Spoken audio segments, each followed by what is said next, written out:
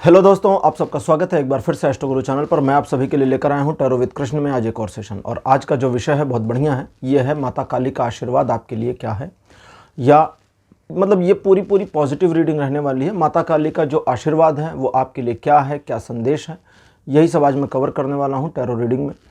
आज की रीडिंग के लिए 3 पाइल्स को बनाया गया है जिनके सिम्बॉलिक्स आपकी स्क्रीन पर अब एक साथ दिखाए जा रहे हैं। पाइल नंबर 1 लाल पुष्प, पाइल नंबर 2 चुनरी जो लाल रंग की है, पाइल नंबर 3 लाल रंग का सिंदूर।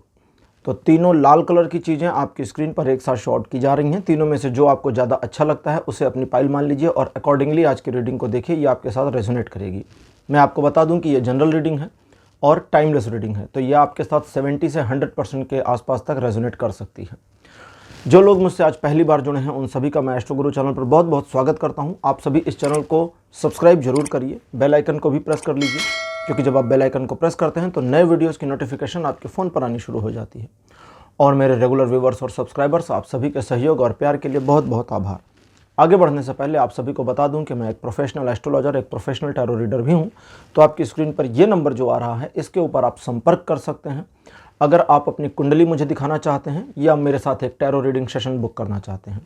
ये व्हाट्सएप नंबर है, तो इस पर आपको कॉल नहीं करना है, इस पर केवल मैसेज करिए। मैसेज के थ्रू सारी इन्फॉर्मेशन मेरी टीम मेंबर आपको प्रोवाइड करेगी और आपकी हेल्प करेगी मेरे साथ आपके सेशन को बुक करने में। तो चलिए आज की रीडिंग को शुरू करते हैं और आपकी पाइल में मिलते हैं।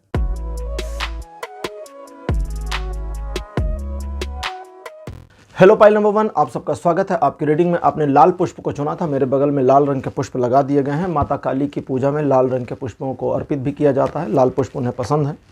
तो चलिए आज की रीडिंग को शुरू करते हैं और देखते हैं कि माता काली का आपके लिए क्या आशीर्वाद है, क्या संदेशा है और उनकी क्या ब्लेसिंग्स आपके लिए आज आ रही हैं। कार्ड नंबर 1 आपके लिए है 9 ऑफ कप्स। सेकंड पोजीशन पर डेथ। जो लोग टैरो रीडिंग पहली बार देख रहे हैं उनको बता दूं कि डेथ कार्ड का मीनिंग होता है लॉर्ड ऑफ डेथ, ना कि एक्चुअल डेथ। ठीक है, ये देवता से संबंधित है। थर्ड पोजीशन पर 7 ऑफ कप्स। कार्ड नंबर 4 आपके लिए अपीयर हुआ है किंग ऑफ वॉन्ड्स। और आपके लिए आखिरी में लास्ट कार्ड जो मेरे पास अपीयर हुआ है, this one is 7 of pentacles. आज की टैरो रीडिंग के लिए मैंने जो ओरेकल डेक चूज़ करी है वो है योगिनी ओरेकल। तो अभी उससे भी मैं कार्ड्स निकालने वाला हूँ। सबसे पहले आज ट्रेडिशनल टैरो से कुछ इन्फॉर्मेशन आपको देना चाहूँगा। आज की जो रीडिंग का सब्जेक्ट है उसके परिप्रेक्ष्य में आपके लिए है कि आप अपने जीवन में एक ऐसी सिचुएशन को पार करके आगे बढ़ चुके हैं जिसे हम एक ऐसा टर्निंग पॉइंट कहें, टर्निंग पॉइंट भी नहीं कहें, उसको हम एक ऐसी सिचुएशन कहें जहां दरवाज़ा बंद करके आप आगे आ गए हैं, या दरवाज़ा बंद हो चुका, पीछे की चीज़ें ख़त्म हो गई और आप आगे आ गए हैं। अगर इसको एक व्यापक परिप्रेक्ष्य में देखा जाए तो कुछ एक मामलों में आपके जीवन का सुकून और चैन खो चुका है और अब आप एक मशीन की तरह से वर्क करते हुए लाइफ में आगे बढ़ रहे हैं। हालांकि इस बीच में आपके सपने भी मुझे दिखते हैं जो अभी अधूरे से हैं। पूरा करने की कोशिश के बारे में किसी तरह की प्लानिंग नहीं है और जो प्लानिंग है भी वो किसी काम की नहीं साबित हो रही है, तो इसलिए कह रहा हूँ प्लानिंग नहीं है। लेकिन वर्तमान में इन सारी चीज़ों के बावजूद, मतलब अगर आपके पास्ट को देखते हुए मैं प्रेजेंट तक पहुँचूँ तो अकॉर्डिंग टू द पास्ट और वर्तमान जो मुझे दिखता है प्रेजेंट, ये काफ़ी संतुलित दिखता है पीछे की उठापटक वाली सिचुएशन से, जिसमें अप डाउन तो बहुत ज़्यादा ही चले। और आने वाले भविष्य के लिए आप जो देखिए, वो सपने वाला मामला 1 मिनट के लिए साइड करते हैं। ठीक है, सपने वाले मामले को साइड करते हैं, वो डिस्ट्रैक्ट कर रहा था तो सपने वाले मामले को साइड करते हैं और आने वाले भविष्य के लिए आपका जो एंथुजियाज्म है, जो महत्वाकांक्षा है, उसको अगर मैं रीड करता हूँ तो उसके अकॉर्डिंग आप कुछ ऐसा चाहते हैं जो एक रिकग्निशनेबल सिचुएशन दे दे, रिकग्निशन जो आपकी अपने लिए हो, किसी दूसरे को रिकॉग्नाइज नहीं करवाना आपको। आपका खुद का संतुष्टि लेवल कम से कम, मतलब उतना तो नहीं होगा, लेकिन हाँ एक फुलफिलमेंट वाले मोमेंटम में आना शुरू हो जाए, वहाँ तक आप चाहते हैं। तो इस चीज़ की हाँ बेशक पॉसिबिलिटी है। आइए ओरेकल योगिक नहीं योगिनी ओरेकल कार्ड्स लेते हैं और देखते हैं कि आज योगिनी यानी कि देवी के अलग अलग जो 64 स्वरूप हैं उनमें से कौन सा स्वरूप आपके लिए आज क्या इन्फॉर्मेशन दे रही हैं। ठीक है,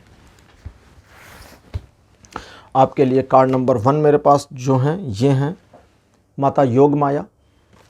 सेकंड पोजीशन पर आपके लिए ये वाला कार्ड है, ये हैं माता इंद्राणी।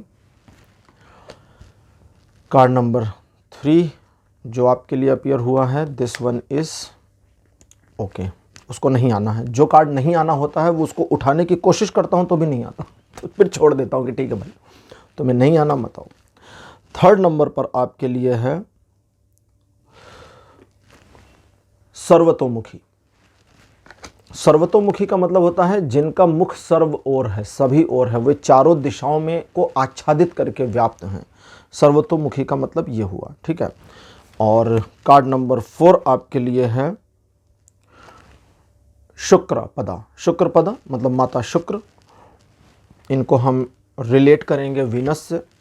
और लास्ट कार्ड आपके लिए अपीयर हुआ है भैरवी, माता भैरवी। भैरवी जो भैरव हैं, भगवान शिव को भैरव भी कहते हैं, तो भगवान शिव के भैरव स्वरूप की महिला शक्ति हैं ये। शिव शक्ति एक ही हैं। शिव भगवान शिव को आप अर्धनारीश्वर के रूप में भी जानते हैं। अर्धनारीश्वर का अर्थ होता है जो अपने ही अंदर में दोनों ही शक्तियों को समेटे हुए हैं, समाये हुए हैं। और एक तरीके से देखें तो व्यापकता में सभी उन्हीं के स्वरूप हैं, प्रतिकृतियां हैं, अलग अलग होती चली गई। तो अब आपके लिए आज माता काली का क्या आशीर्वाद है उसको समझें। उनके आशीर्वाद के स्वरूप में जो चीज़ें आज के लिए आ रही हैं उसमें सबसे पहली चीज़ है कि आप अपने मस्तिष्क को, अपने खुद के दिमाग को, अपने खुद के ही परसेप्शन, अपने खुद के ही इमेजिनेशन से आच्छादित ना कर दें। क्योंकि कई बार आप ऐसा कर लेते हैं जब सिचुएशन कुछ और होती है, परसेप्शन कुछ और कर रहे होते हैं और आउटपुट कुछ और आ जाता है, तो उस वाले सिचुएशन में चीज़ें आपके कंट्रोल से निकलती हैं। और कुछ एक ऐसे मामले जहां सिचुएशन, अब वो वाला ख़त्म, दूसरा चल रहा है, जहां सिचुएशन आपके फेवर में होती है या आप उसे कंट्रोल कर सकते हैं, आप उसे लेट गो कर देते हैं, जाने देते हैं, तो उसे जाने नहीं देना है। ये सजेशंस चल रहे हैं आपके लिए, पहले इसको समझ लें। और साथ ही साथ वो वाली सिचुएशन जहां पर आप एक साथ मल्टीपल चीज़ों को मैनेज करने की नाकाम कोशिशें करके फेल होते हैं, उसे बंद भी करना है। अब इसके बाद चलते हैं तो देवी का शुक्रपदा बताता है कि जब एक ऐसा मोमेंटम आता है जहां पर आपको अपनी उपलब्धियों को एंजॉय करना चाहिए, थोड़ा सा ठहराव लाना चाहिए, जहां एक विश्राम या समझे तो एक ब्रेक लेने की ज़रूरत होती है, वहां आपके उतावलेपन की वजह से कई बार चीज़ें खराब हो चुकी हैं। तो इन चीज़ों को मैनेज करें। लेकिन आप अंततोगत्वा कई बार ये पास्ट में कर चुके हैं जब आपने अपने नुकसान को तो होने दिया लेकिन दूसरे के नुकसान को बचा लिया। समाज सेवा में ये बहुत अच्छा लग सकता है, लोग एडमायर और अप्रिशिएट कर सकते हैं, लेकिन इस अप्रिशिएशन का क्या करें, अचार डाल दें तो कहीं कहीं खुद के बारे में सोचने की ज़रूरत पड़ जाती है। तो अब आपको समझें कि उनकी जो ब्लेसिंग्स हैं और आशीर्वाद हैं अकॉर्डिंगली क्या होने वाला है और आपको क्या चीज़ें ठीक कर देनी हैं। सजेशन तो हो गए।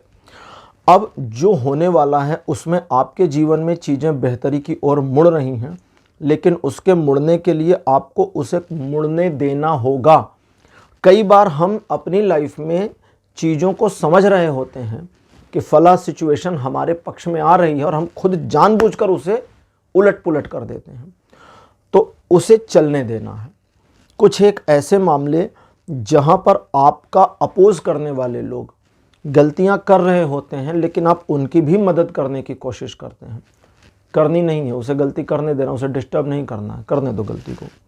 वे सिचुएशन जहां आप पूरे मामले को अंडर कंट्रोल तो ले सकते हैं लेकिन अंडर कंट्रोल होने के बावजूद आपको आउटपुट का पता नहीं है, देवी कहती हैं तुम वहाँ छोड़ दो उस परिणाम को और वो मेरे द्वारा संभाल लिया जाएगा।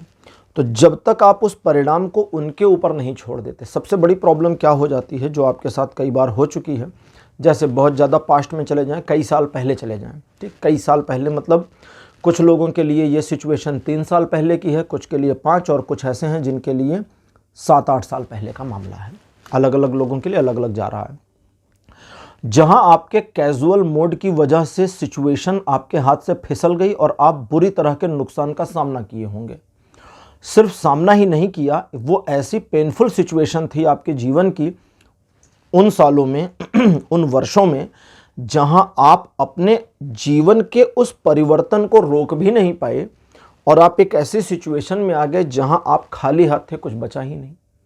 तो वो वाली सिचुएशन फिर नहीं है, इसके लिए ध्यान रखना होगा। तो आप परिणाम की चिंता को छोड़ दें। अगर परिणाम की चिंता छोड़ देंगे तो देवी के द्वारा वो संभाल लिया जाएगा। लेकिन जैसा कि डेथ का कार्ड है और वो इंटरप्रेट कर रहा है योगिनी ओरेकल के कार्ड्स के साथ में, और इन्फॉर्मेशन जो आती है एक कनेक्टिविटी बन करके वो ये है कि आपके अपने ग्रेस की वजह से ही चीज़ें आपके जीवन में बेहतर हो सकती हैं। लेकिन अगर आप अपने ग्रेस को नहीं पहचानते, अगर आप अपने सम्मान, आत्मसम्मान, स्वाभिमान को नहीं पहचानते और अपने बारे में चीज़ों को बेहतर करने की बजाय हमेशा दूसरों के बारे में सोचते रहते हैं, तो ये चीज़ें आपके जीवन में उस तरह मैनेज नहीं हो पाएंगी। राजा का कर्तव्य होता था पुराने ज़माने में, अगर हम देखें तो प्रजा की सेवा करना, पालन करना। लेकिन इसके बावजूद राजा वैभव के साथ रहते थे, ऐश्वर्य के साथ रहते थे। हमारे सनातन में जितने भी ईश्वर हैं, अगर आप उनकी फोटोग्राफ देखें तो बहुत सोना गहना सब कुछ उन्होंने धारण कर रखा है। ईश्वर वो है जो पूरे ऐश्वर्य के साथ प्रकट हो। ठीक है, तो कई बार ये चीज़ें इस तरह भी चल सकती हैं। हम हमारे जीवन को जितना बेहतर करेंगे, हम अपने जीवन में जितना प्रॉब्लम लेस रहेंगे, उतना हम दूसरों की मदद कर पाएंगे। जब अपनी ही समस्या नहीं सुलझ रही तो दूसरे की क्या सुलझाएंगे, खाक। इसलिए आपको इस बात का ध्यान रखना है। अब वो वाले मामले को भी क्लोज कर दूं आखिरी में, जहां हर बार सिचुएशन अच्छी होते होते आखिरी में खराब हो जाती है, वो आपके जल्दबाजी की वजह से है। कभी कभी आप बुक पढ़िए, आखिरी पैराग्राफ में ही गलती होती है। स्टूडेंट ये जानते होंगे कि पूरा चैप्टर तो स्मूथली पढ़ ले गए, लेकिन जो लास्ट पैराग्राफ है जिसके बाद बस अब खत्म, आज की पढ़ाई क्लोज, उसी में 4 गलती होती है। क्लोजर सबसे इंपॉर्टेंट है। कहीं भाषण दे रहे हैं, कोई बुक लिख रहे हैं, अगर कभी मिले ऐसे लोग तो पूछिए उनसे, कोई पोयम लिख रहे हैं, शुरू तो कर लिया, ख़त्म कहाँ करोगे? क्लोज करना सबसे इंपॉर्टेंट है। आपको अपने क्लोजर वाले मोमेंटम में पहुंचते पहुंचते तक, जैसा पहले भी कहा उन्होंने, देवी ने, कि आप उनके ऊपर छोड़ दें, उनके ऊपर ही आपको छोड़ना होगा। और अगर आप उनके ऊपर छोड़ देते हैं, अगर आप उनके ऊपर छोड़ देते हैं तो उस चीज़ का, उस मामले के क्लोज होने का जो प्रेशर है वो ख़त्म हो जाएगा। अब उनकी बात कर लें आखिरी में, अभी आखिरी नहीं हुआ है, मुझे लगा आखिरी, लेकिन नहीं, देवी कहती हैं कि अब एक और चीज़ रह गई है, वो आपके शत्रुओं की बात है। अब देवी कहती हैं कि तुम तुम्हारे शत्रुओं को छोड़ दो उनके हाल पर और अपने जीवन में बस आगे बढ़ जाओ, उन्हें मैं देख लूँगी। लेकिन छोड़ना पड़ेगा। मैं कई बार कहता हूँ बदला मीठा होता है, लेकिन यहाँ पर बदला लेने का काम कोई और कर लेगा। आप अपने जीवन में बस आगे बढ़ें, लेट गो कर दें, चलो जाओ, तुम्हारा जो होगा भगवान जाने, मुझसे लेना देना नहीं, और बस आप आगे बढ़ना है। आपको अपने मान सम्मान का, रेपुटेशन का ध्यान रखना है। आने वाले समय में आर्थिक विकास, आर्थिक तरक्की देवी की कृपा से आपके जीवन में आ रही है। उस आर्थिक तरक्की, आर्थिक विकास को लेने के लिए आपको अपने निर्णय खुद लेने होंगे, दूसरों से नहीं पूछना होगा। अंडर गाइडेंस एक तरह से समझिए तो आप चल रहे हैं, इंट्यूट हो जाएगा। और जब वो इंट्यूट होगा, अंतः प्रेरणा प्राप्त होगी, तो जान जाइए कि देवी काली आपके साथ आपको रास्ता दिखा रही हैं और उसी रास्ते पर आगे बढ़ते जाना है। लेकिन जब तक परिणाम उन पर नहीं छोड़ेंगे, तब तक वो क्लोजर का प्रेशर खत्म नहीं होगा और आप कुछ कर नहीं पाएंगे। तो इन चीज़ों का आपको ध्यान रखना है। पाइल नंबर 1, आपके लिए ये रीडिंग यहीं पर क्लोज होती है। आज की रीडिंग आपको कैसी लगी, अपने एक्सपीरियंस, अपने अनुभव कमेंट सेक्शन में ज़रूर लिखिएगा। इस वीडियो को लाइक करिए, शेयर करिए और चैनल को सब्सक्राइब करना मत भूलिएगा। अगले वीडियो में आपसे फिर मिलूँगा। Bye bye.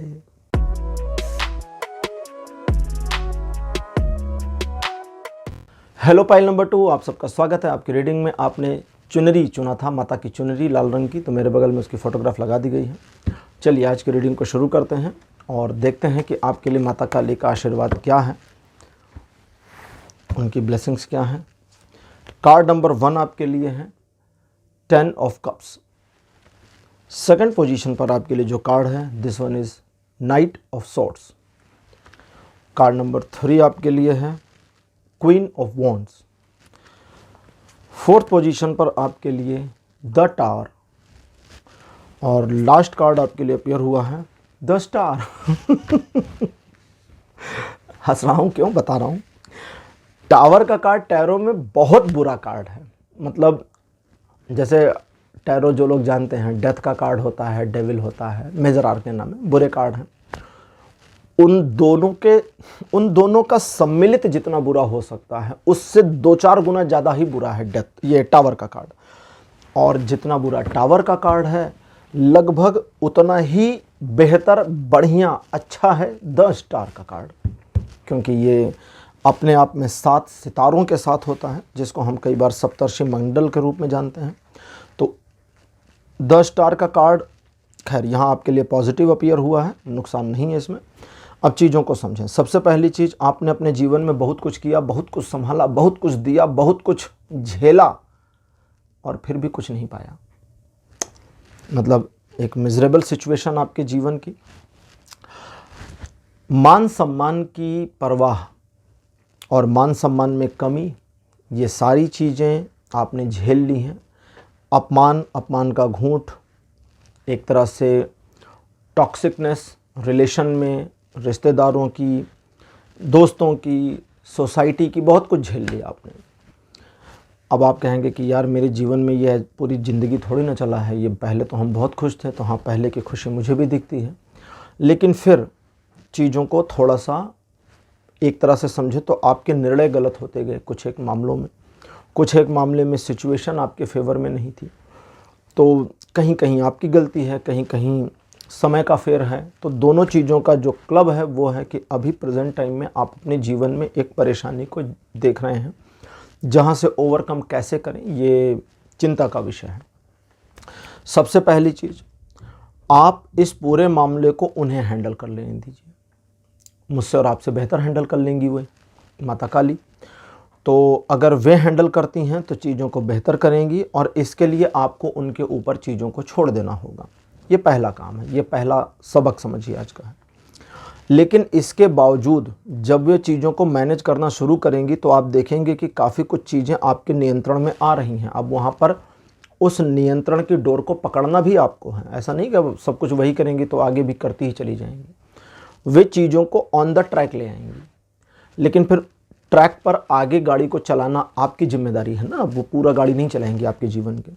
तो इस चीज़ को आपको ध्यान रखना है। वे मामले, वे रिलेशन जो दर्द का सबब बन चुके हैं, कुछ मामले हैं कुछ लोगों के और कुछ लोगों के संबंध हैं, उनसे बिल्कुल पीछा छुड़ा लीजिए। अब और जिसको कहते हैं ना, सहलाने की ज़रूरत नहीं है, और ज़्यादा टॉलरेट करने की ज़रूरत भी नहीं है। कुछ एक ऐसे मामले हैं जहां आरोप सीधे आपके ऊपर है। कुछ एक ऐसे मामले हैं जहां हर चीज़ की जिम्मेदारी आपको दी जा रही है कि ये सारी वर्स्ट कंडीशन आपकी वजह से हुई। स्वीकार कर लीजिए और कहिए जय राम जी की, नमस्ते, tata, bye bye, goodbye. अब नहीं, अब इससे ज़्यादा टॉलरेट नहीं किया जा सकता। स्वीकार कर लीजिए ना, बुरा थोड़ी है कुछ। मान लीजिए हाँ जी मेरी गलती थी, बस ख़त्म। बोलेंगे ठीक है आपने गलती मान ली, बोले बस अब गलती मान ली तो आप जाइए, अब आपसे संबंध भी ख़त्म, क्लोजर। कोई भी हो, यहां पर जो मेरे पास आता है वो आता है कोई भी हो, माँ बाप, भाई बहन, दोस्त यार, पत्नी पति, एनीवन। जरूरत ही नहीं है इस चीज में टॉलरेट अब और ज्यादा करने की। कुछ लोग हो सकता है अभी मेरे इस स्टेटमेंट से जो मैंने टैरो से रीड करके बताया सहमत नहीं होंगे। हम भगवान राम को आदर्श मानते हैं, जिन्होंने अपने पिताजी की कोई बात टाली नहीं, हर एक बात को माना। भगवान राम के लिए हमारे पास 2 फेस्टिवल्स हैं, दशहरा और दीपावली, जो हिंदू धर्म के, सनातन धर्म के सबसे बड़े 2 फेस्टिवल्स हैं, 2 पर्व हैं। हमारा तीसरा जो सबसे बड़ा पर्व है वो है होली का, जो हम एक ऐसे बच्चे के लिए मनाते हैं जिसका नाम प्रहलाद था, जिसने अपने पूरे जीवन में पिताजी की एक बात भी नहीं मानी, कभी माना ही नहीं, और पिता की मृत्यु का कारण भी वही लड़का था। तो कहने का मतलब कि सही के साथ सही, गलत के साथ गलत खड़े होने की शक्ति होनी चाहिए आप में। तो यहाँ पर थोड़ा मुश्किल तो है, लेकिन आपको ये करना पड़ेगा। और आपके पेन की मतलब वो फीलिंग भी मैं समझ पा रहा हूँ। जहाँ पर आपको इस डिसीज़न के साथ एक पेन भी मिलेगा। तो खैर ये करना पड़ेगा। आने वाले समय में आपका जीवन ब्राइट दिखता है, भविष्य उज्जवल दिखता है, क्योंकि द स्टार का कार्ड है, चीज़ों को बैलेंस करता, मेंटेन करता, आगे लेकर चला जाएगा। और यहाँ पर एक और चीज़ है कि जो सम्मान आपने खोया, जो अपमान आपको प्राप्त हुआ, उन सभी की भरपाई जीवन में आपके हो जाएगी। आपको किसी तरह की परेशानी का सामना फ्यूचर में नहीं करना पड़ेगा। जिन लोगों ने आपका नुकसान किया है उन्हें अगर आपने छोड़ दिया तो वे देख लेंगी, और जैसा मैंने पहले कहा था, आपसे और मुझसे तो बेहतर ही देखेंगी। चलिए अब देखते हैं कि आज की हमारी टैरो डेक योगिनी ओरेकल क्या इन्फॉर्मेशन देती है। हमारे पास पहला कार्ड अपीयर हुआ है इंद्राणी, माता इंद्राणी। सेकंड पोजीशन पर आपके लिए जो कार्ड अपीयर हुआ है, this one is Nirmanakshi. Card number 3 आपके लिए जो अपीयर हुआ है, दिस वन इज वाराही।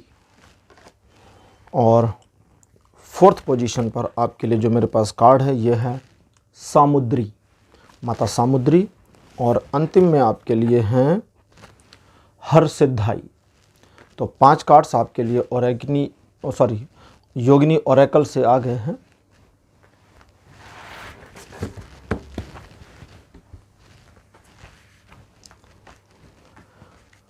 तो जैसा कि अभी मैंने कहा कि कुछ संबंधों को तोड़ना, कुछ को छोड़ना और वहाँ से आगे बढ़ना आपकी नियति बन चुकी है। अगर आप इसे खुद नहीं तोड़ेंगे, अब यहाँ पर चूंकि ओरेकल कार्ड्स निकाला तो एडिशनल इन्फॉर्मेशन आ रही है, अगर आप इसे खुद छोड़ेंगे नहीं और तोड़ेंगे नहीं तो यहाँ से सिचुएशन इस तरह से मुड़ेगी जहाँ चीज़ें छूटेंगी और उस छूटने की जिम्मेदारी भी आप पर डाली जाएगी। छूटने की जिम्मेदारी आप पर डाली जाएगी। अब वो जो जिम्मेदारी आपके ऊपर डाल दी जाएगी, वो जिम्मेदारी एक गिल्ट को बना देगी। वो गिल्ट, वो अपराध बोध की भावना आपको और जीने नहीं देगी और परेशान करेगी। तो निर्णय लीजिए कि मुझे ही छोड़कर आगे बढ़ जाना है। जब आप इस डिसीज़न में आ जाएंगे तो यहाँ गिल्ट नहीं बनेगी, क्योंकि कोई आपको दोषी ठहराए और आप खुद ही आगे बढ़कर दोष लेने को तैयार हों, दोनों में बहुत बड़ा अंतर होता है।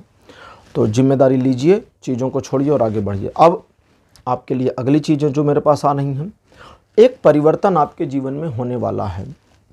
देवी आपके जीवन में कई सारी चीज़ों को ऑटो सेट करेंगी। कई सारे मिरेकल्स या मिरेकल वाली सिचुएशन आपके जीवन में आएंगी, जहां चीज़ें स्वतः आपके पक्ष में मुड़ती चली जाएं, मुड़ने शुरू हो जाएं। जिसे हम कहते हैं ना कि आपके जीवन के उस सूखे वातावरण को हरियाली से भर दिया जाएगा। तो देवी कहती हैं कि तुम करो काम, आगे बढ़ो, पुरानी चीज़ों को छोड़ दो, मुझ पर विश्वास करो और तुम्हारे जीवन को खुशहाली और हरियाली से भर दूंगी। न सिर्फ खुशहाली और हरियाली से, बल्कि तुम्हें वो मिलेगा जो मेरे मातृत्व से तुम्हें प्राप्त हो जाना चाहिए, जिसके तुम उत्तराधिकारी और सक्षम हो उसे संभालने के लिए। ये आखिरी लाइन सबसे इंपॉर्टेंट थी उनकी। आप सक्षम हैं उस चीज़ को संभालने के लिए। आपकी कैपेबिलिटी के बारे में कहती कि आप उस चीज़ को मैनेज भी कर सकते हैं। न सिर्फ उस चीज़ को मैनेज कर सकते हैं, बल्कि बेहतर तरीके से आगे ले जाकर बढ़ा सकते हैं। तो आपके जीवन में जो उतरेगा, जो आएगा आने वाले समय में, वो आपके जीवन को एक सुव्यवस्थित पथ पर लेकर आता चला जाएगा। लेकिन इसमें आपको ध्यान किन बातों का रखना है? वो इन बातों का रखना है, जैसे कभी कभी कुछ लोग कहते हैं ना कि भाई जैसे को तैसा, जो आपके साथ अच्छा कर रहा है उसके साथ अच्छा करिए, जो बुरा कर रहा है उसके साथ बुरा करिए। लेकिन यहाँ आपको अगली लाइन में एक मॉडिफिकेशन के साथ काम करना है। जो आपके साथ अच्छा कर रहा है उसके साथ अच्छा करिए, जो आपके साथ बुरा कर रहा है उसे देवी पर छोड़ दीजिए कि भैया माता काली हैं, वो देख लेंगी, मेरा कोई लेना देना इसमें नहीं है। उनका वो जाने, उनका काम जाने, मेरा काम है बस आगे बढ़ना, चीज़ों को अपने हिसाब से चलाना, मैं उसी को कर रहा हूँ। बाकी जो मेरे साथ बुरा करना है मैं नहीं जानता, भगवान माता काली हैं वो देखेंगी। इस चीज़ को याद रखिएगा। आप उन पर छोड़ दें, जब तक आप उन पर नहीं छोड़ेंगे, क्योंकि प्रॉब्लम कहाँ है समझिए इस चीज़ में। वो कहते हैं कि प्रॉब्लम ये है कि तुम अगर चीज़ों को मुझ पर नहीं छोड़ते और अपने पर लेकर स्वयं ही सुलझाने की कोशिश करते हो, वो वाले मामले जो तुम सुलझा ही नहीं सकते, तो तुम में अपराध बोध की भावना भर जाएगी और तुम अपने जीवन में निराशा को प्राप्त होगे। जब तक निराशा ना आए आपको जीवन में कोई हरा नहीं सकता। कभी कभी जो ये देवी की रीडिंग्स करता हूँ, आजकल मैं देख रहा हूँ थोड़ी डिफ़िकल्ट हो रही है, क्योंकि कहीं कहीं वे बोलते हैं, कहीं कहीं मैं बोलता हूँ, और वो थोड़ा सा कन्फ्यूज़न हो जाती। तो अगर कहीं कन्फ्यूज़न हो, जब वे बात करती हैं तो तुम कहती हैं, मैं आपको आप कह रहा होता हूँ, ठीक है। तो दोनों में अंतर को ऐसे ही समझिएगा। तो वे कहती हैं कि आप उस सिचुएशन में कन्फ्यूज़ मत होइए, अगर आप अपनी कन्फ्यूज़न से ओवरकम करते हैं। जैसे इस चीज़ को अब ठीक से समझिए, अगर आप अपनी कन्फ्यूज़न से ओवरकम कर सकते पास्ट में, अब ये कहती मैं तुम्हें पास्ट की चीज़ें बताती हूँ फिर उन्होंने कहा, तो वे पास्ट की चीज़ों में कहती हैं कि तुम ध्यान करो उन मामलों का जहाँ सिचुएशन तुम्हारे कंट्रोल में थी, तुम मैनेज कर सकते थे, लेकिन तुमने चीज़ों को छोड़ा, सिचुएशन को मैनेज करने की बजाय चीज़ों को छोड़ा, उन पर भरोसा किया और उन्होंने ही धोखा दिया। तो इस चीज़ को बस ठीक करिए और जैसा उन्होंने कहा है वैसा करने का प्रयास करिए। इस पूरे मामले में आपके लिए एक तरीके से समझे तो देवी शील्ड का काम कर सकती हैं। देवी आपकी प्रतिरोधक शक्ति बन सकती हैं। देवी आपको एक माँ की तरह उस सिचुएशन से गोद में उठाकर आगे जा सकती हैं। सवाल यह है कि आप उनकी गोद में आने को तैयार हैं? छोटा बच्चा गोद में ना आए तो हम क्या करें? जिद करें तो क्या करें? कई बार बच्चे करते हैं, हम सब देख लेंगे, हम सब देख लेंगे, और देख कुछ नहीं पाते। उनके सामने हम बच्चे ही हैं। तो आपको अपने उस हठी स्वभाव का, उस बालपन के हठ का निषेध करना होगा, क्योंकि जीवन में आपके बेहतर चीज़ें आ रही हैं, लेकिन सिर्फ आने से प्रॉब्लम नहीं है भाई। मामला इतना ही नहीं है कि आ रही हैं, आई तो पहले भी थी, पहले भी आई थी, आप संभाल नहीं पाए, चीज़ें खराब हो गई, फिर आ रही है, फिर नहीं संभाल पाएंगे, फिर चीज़ें खराब होंगी, क्योंकि वो तो साइकिल की तरह चल जाएंगी, क्योंकि पिछला साइकिल आपने देख ही रखा है। तो वे कहती हैं मेरे साथ कनेक्ट हो, मुझ पर एक तरह से समझो तो ट्रस्ट करो, वे कहती हैं। और जब आप उनके साथ ट्रस्ट करते हैं तो वो, जैसा मैंने पहले भी कहा था, सिचुएशन मिरेकली बदल जाएगी। और जब सिचुएशन मिरेकली यानी कि चमत्कृत तरीके से परिवर्तित होगी तो आपके जीवन में एक ऐसा सवेरा आएगा जो आपको चकाचौंध करेगा। लेकिन अगर आप उनके साथ कनेक्ट नहीं हैं, अगर आप उनके साथ समर्पण की भावना में आगे नहीं बढ़ रहे हैं, उन चीज़ों को जो छोड़कर आगे बढ़नी चाहिए उनको पकड़ कर चल रहे हैं, अभी भी पकड़ कर चल रहे हैं और बार बार पकड़ने की कोशिश कर रहे हैं, तो वे छोड़ देंगी। और वे छोड़ दें, इससे दुखद कुछ भी नहीं है। इसलिए उनको पकड़िए, उनका हाथ थामिए और इनको जाने दीजिए, क्योंकि वैसे भी ये लोग आपके जीवन को तबाह करने में कोई कसर तो छोड़ नहीं रहे हैं। तो मोह माया बंद कर दीजिए और जीवन में आगे बढ़ जाइए। बस इतना ही सार है आज आपकी रीडिंग का, पाइल नंबर 2। ये जो पाइल नंबर 2 की रीडिंग है, कहीं कहीं पर सीधे सीधे उन शब्दों को, उन वाक्यों को बोला है मैंने या मेरे मुंह से निकले हैं जो देवी से आए हैं। कन्फ्यूज़न हो तो दोबारा सुनिएगा, आपकी क्लियरिटी आ जाएगी। तो आज की रीडिंग आपके लिए यहीं पर क्लोज होती है, पाइल नंबर 2। आज की रीडिंग आपके लिए कैसी लगी, आप अपने अनुभव, अपने एक्सपीरियंस कमेंट सेक्शन में जरूर लिखिएगा। इस वीडियो को लाइक करिए, शेयर करिए और चैनल को सब्सक्राइब करना मत भूलिएगा। अगले वीडियो में आपसे फिर मिलूंगा। Bye bye.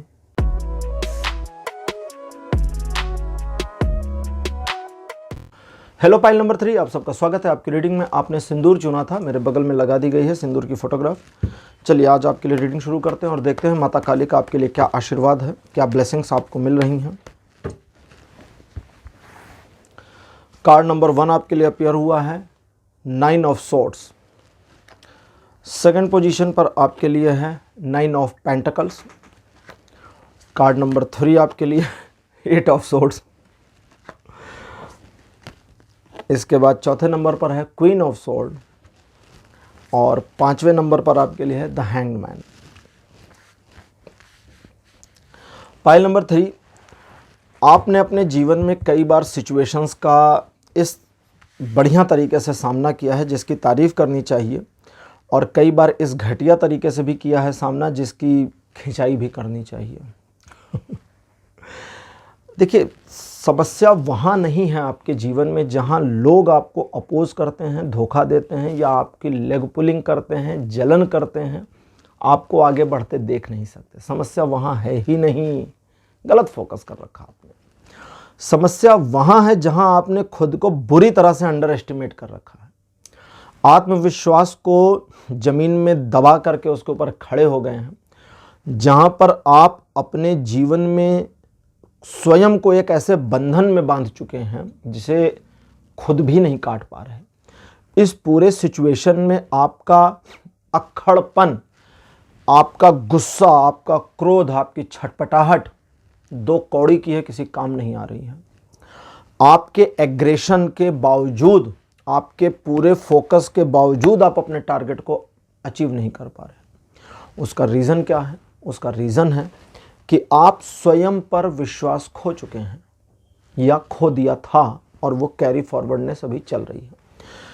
एक और चीज़ है, बीच में कुछ समय है जो बहुत बेहतर दिखता है, जो आपके लिए काफ़ी अच्छे मोमेंट्स लेकर आया था, लेकिन जैसा कि कई बार हो चुका है, आपने अच्छे मोमेंट्स, अच्छे पॉइंट्स को कई बार गंवा दिया है और अपने जीवन में एक मिजरेबल सिचुएशन को न्योता दे दिया है। आ बैल मुझे मार वाली कहावत कई बार आपके ऊपर सही साबित हो जाती है जब आप जानते हैं कि सामने से हटना है क्योंकि बैल मारने आ रहा है, लेकिन फिर भी अब क्या ही किया जाए।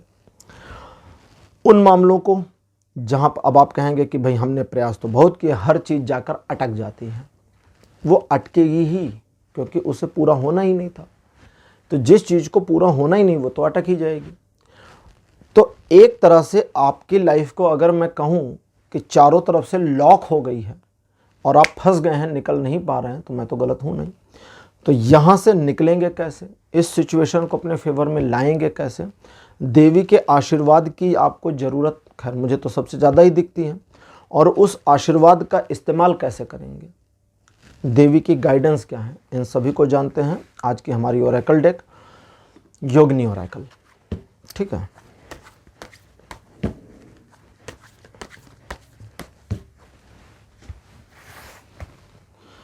कार्ड नंबर 1 आपके लिए मेरे पास जो अपीयर हुआ है, ओजमनी पद।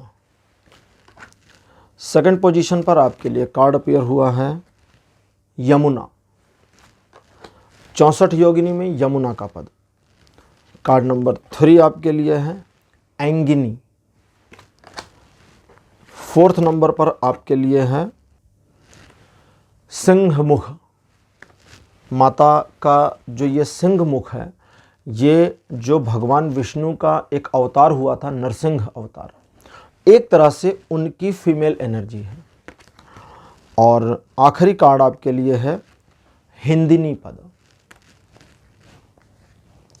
तो 5 कार्ड्स आपके लिए अपीयर हुए हैं। देखिए, आपके जीवन में सुधार तो मुझे दिख रहा है, ऐसा नहीं कि नहीं दिखता, लेकिन इस सुधार को कंसिस्टेंट करना, लगातार बनाए रखना बहुत मुश्किल काम हो गया है आपके लिए। कई बार चीज़ें आपके जीवन में बेहतर हो जाती हैं, आप उस सिचुएशन से आगे निकलने की या उसको कैरी फॉरवर्ड करने की कोशिश करते हो, फेलियर हर बार मिल जाता है। 2-4 चीज़ों को आपको ठीक करना होगा। कभी कभी फ्री हो जाया करें, या कभी कभी आसमान में पूर्ण चंद्र अगर नज़र आया करे तो उसे 2-4-5 मिनट प्यार से निहारा करें, फील लिया करें, उसकी सुंदरता, उसकी ब्यूटी को फील करें। इससे बहुत कुछ आपके मन में परिवर्तित होगा। ऋग्वेद में एक लाइन आई है, चंद्रमा मनसो जाता। चंद्रमा मन का कारक माना गया है। चंद्रमा, पृथ्वी पर 70% जल है। चंद्रमा की जो ग्रेविटी है, मून की जो ग्रेविटी है, वो हाई टाइड्स लेकर आती है, ज्वार लेकर आती है। समुद्र का जल उफान में आता है, जो समुद्र में लहरें चलती है ना जोर जोर से, वो चंद्रमा के गुरुत्वाकर्षण के कारण है। हमारी बॉडी में भी 70% है पानी अभी लेकिन कोई ऐसी मशीन नहीं है जो इसको नाप सके कि चंद्रमा की ग्रेविटी का हमारी बॉडी पर या हमारे अंदर कितना प्रभाव पड़ता है। फ्यूचर में वो भी होगा, नापा जाएगा उसको। तो बहुत कुछ है जो चंद्र प्रभावित करता है। इसी वजह से चूंकि चंद्र प्रभाव डालता है, जन्म कुंडली में चंद्रमा जिस राशि में होता है वही आपकी चंद्र राशि मानी जाती है, क्योंकि चंद्रमा ही मन का कारक है। चंद्रमा जिस राशि में होगा उस राशि के गुण आप में आ जाएंगे। अगर चंद्रमा आपका सिंह राशि में है तो आप अपने हर सामान को व्यवस्थित रखेंगे, आपके सामान सही जगह पर रखे हों इसका आप ध्यान रखेंगे। अलग अलग चीज़ें हैं। चंद्रमा मिथुन राशि में हो तो आप दोहरे व्यक्तित्व के व्यक्ति होंगे, आपके अंदर ही डुअल पर्सनालिटी चल रही होगी अच्छा, आपकी प्रॉब्लम्स के आगे चलते हैं। तो अब देवी का जो एक तरह से समझें तो आशीर्वाद है, वो ये है पहली तो आशीर्वाद को ही समझ लें। उनका आशीर्वाद है कि आपके जीवन में चीज़ें बेहतरी की ओर आ जाएंगी, सब मैनेज हो जाएगा और इजीली मैनेज हो जाएगा। लेकिन ये जो इजीली चीज़ें मैनेज होंगी, इस पूरे मैनेजमेंट को कंसिस्टेंट रखना सबसे इम्पॉर्टेंट है। अब कंसिस्टेंट क्यों नहीं रख पाते आप, उसका जो सबसे बड़ा रीज़न है मैंने अभी आपको बताया कि आप अपने आप में ही उलझ जाते हैं। आपने अगर बोलचाल की भाषा में कहें तो अपने ही जीवन में रायता फैला दिया है, उसे समेटना है। तो सबसे पहला एक काम करना होगा कि आपको, मतलब यहाँ मैं देवी कहने वाला था लेकिन वो कहती हैं कि जिसको मानते हो, जिनको आप मानते हैं, जिस भगवान को, देवी को, देवता को मानते हैं, उनके प्रति एक श्रद्धा का भाव लेकर आएँ। ये तरीका बताया जा रहा है आपको। उनके प्रति एक श्रद्धा का भाव लेकर आएँ। आपके मोटिवेशन से लेकर डिमोटिवेशन तक को, आपकी गलत आदतों से लेकर अच्छी आदतों तक को, आपके जीवन में प्रॉब्लम से लेकर बेहतरी तक को, हर चीज़ के लिए उनको रिस्पॉन्सिबल बना दें कि सब उनकी इच्छा, कृपा, मर्जी से हो रहा है, मेरी मर्जी कुछ नहीं है। और मैं जो भी करती या करता हूँ वो भी उनकी ही मर्जी है। मेरे हाथ हैं, मेरा शरीर है, बट ऑपरेट वे कर रहे हैं। अपने आप को खिलौना समझें, चाबी वाला, जिसकी चाबी उनके हाथ में, वही आपकी चाबी भर रहे हैं। पहले ये सिर्फ सोचना नहीं है, इस मेंटालिटी को थोड़ा सा एक्वायर करना होगा। जब इस मेंटालिटी को एक्वायर करेंगे तो सबसे पहला जो सिम्टम आपको मिलेगा कि हाँ ये मेंटालिटी अब एक्वायर हो गई है, आप कनेक्ट हुए हैं, जुड़ाव बना है, और वे देवी या वे देवता आपके जो भी आपके फेवरेट जिनको आप मानते हैं, उनके द्वारा अब आप संचालित हो रहे हैं। ये पता कैसे आपको चलेगा? हर एक चीज़ के लिए आप बॉदर करना, परेशान होना बंद हो जाएंगे। आपके दिमाग में जो पहला थॉट आएगा प्रॉब्लम्स को लेकर, वो आएगा कि वो हैं, देख लेंगे, मुझे क्या लेना देना। जैसे कभी सपोज करिए ना, अगर आप किसी कंपनी में काम करते हैं, बहुत बड़ा क्राइसिस कंपनी पर चल रहा है, तो जो सीनियर्स हैं वो देखते हैं छोटे एम्प्लॉय अपना काम में लगे रहते हैं, भाई हमें क्या लेना देना। दुकान है, दुकान में नौकर है, दुकान में फ़ायदा हो, घाटा हो, मुनाफा हो, लाभ हो, जो भी हो, व्हाटएवर, वो मालिक देखेगा। नौकर का काम क्या है? अपना आना, काम धाम करना और चले जाना। तो बस आप वैसे हो जाएंगे। तो वो वाली सिचुएशन को एक्वायर करने की वजह से आपका खोया मोटिवेशन भी वापस आ जाएगा। अब मैंने पहले कहा था ना, मोटिवेशन को ज़मीन में डालकर आप उसके ऊपर खड़े हैं, मतलब आपने ही अपने मोटिवेशन को रोक रखा है, आपने ही अपने कॉन्फिडेंस को दबा रखा है। तो वो बाहर आ जाएगा और आपके साथ सिंक हो जाएगा। जब एक बार आपका कॉन्फिडेंस आपके साथ सिंक हो जाए तो आप अपने टारगेट को लेकर के बड़े कॉन्शियस तो रहते हैं, लेकिन पा नहीं पाते हैं। वो चीज़, वो सिचुएशन मैनेज होती चली जाएगी। यहाँ आपके व्यक्तित्व में, स्वभाव में बहुत परिवर्तन भी आने वाले हैं, जो दूसरों को दिखेंगे। लोग आपको बताएंगे कि आप पहले वाले इंसान अब नहीं रह गए, तो आपको बताना है कि हाँ जी, मैं बहते जल जैसा हूँ, बदलता रहता हूँ, मैं पहले वाला व्यक्ति हूँ नहीं और हो भी नहीं सकता, क्योंकि हर बार का बदलाव मुझे परिवर्तित कर रहा है और ईश्वर की कृपा बनी है कि परिवर्तन चल रहा है और परिवर्तन ही संसार का नियम है। अब उजमनीपदा और यमुना और एंगनी, ये तीनों कार्ड्स मिलकर के जो इन्फॉर्मेशन देते हैं, उसे आपको ध्यान से समझ लेना होगा। कुछ चीज़ें आपके जीवन में ऑटो बैलेंस होती जाएंगी, कुछ चीज़ें आपको बैलेंस करनी होंगी, और कुछ ऐसे मामले जो ऑटो बैलेंस हैं और आपने बैलेंस की हैं, वो सेमी बैलेंस पोजीशन में ही कंटिन्यूअस होती चली जाएंगी। लेकिन प्रॉब्लम वही है ना, जहाँ पर कंटिन्यू चीज़ें होती हैं तो ख़राब होती हैं। अब जब चीज़ें कंटिन्यू हों तो उस कंटिन्यूटी को बरकरार रखने के लिए आपको सिर्फ प्रेजेंट पर फोकस बनाए रखना है। हम कई बार फ्यूचर के चक्कर में प्रेजेंट को बिगाड़ देते हैं।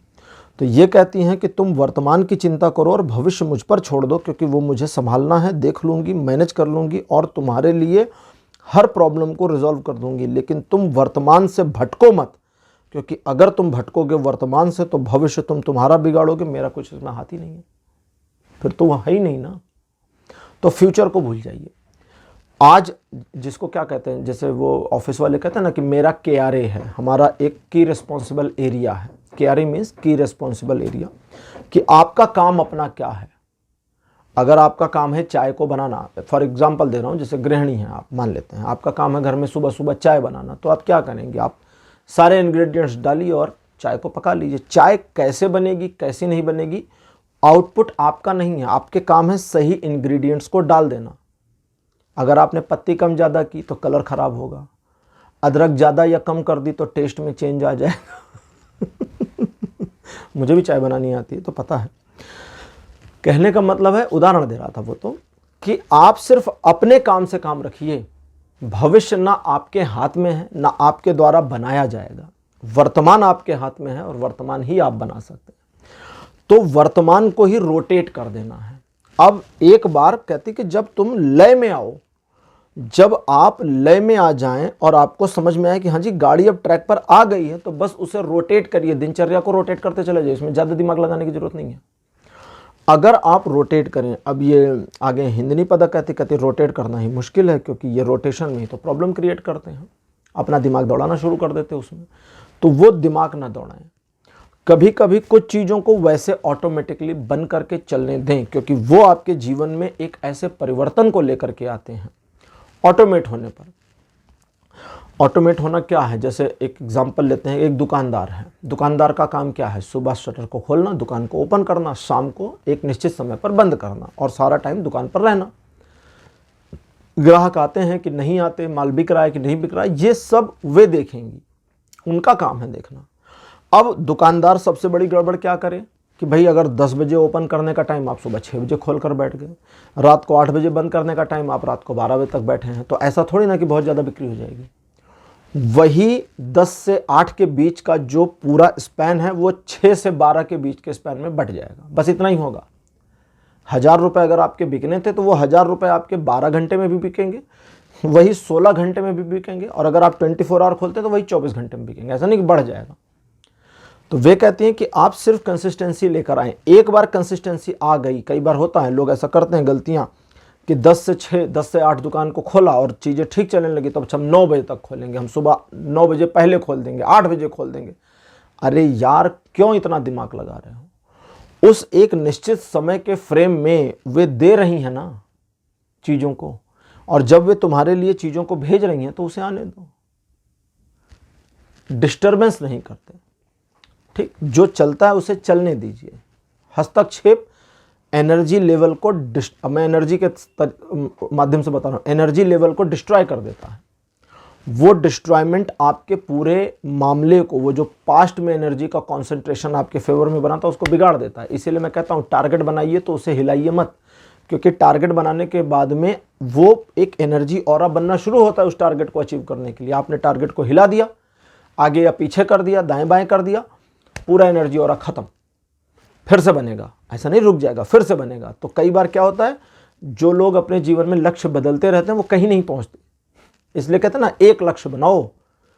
जो मोटिवेशनल स्पीकर बोलते हैं कि एक लक्ष्य बनाइए और उसे हासिल करिए, उसके पीछे का रीज़न यही है। मुझे एक्सप्लेन करना होता है मोटिवेशनल स्पीकर्स को, खैर कोई बात नहीं।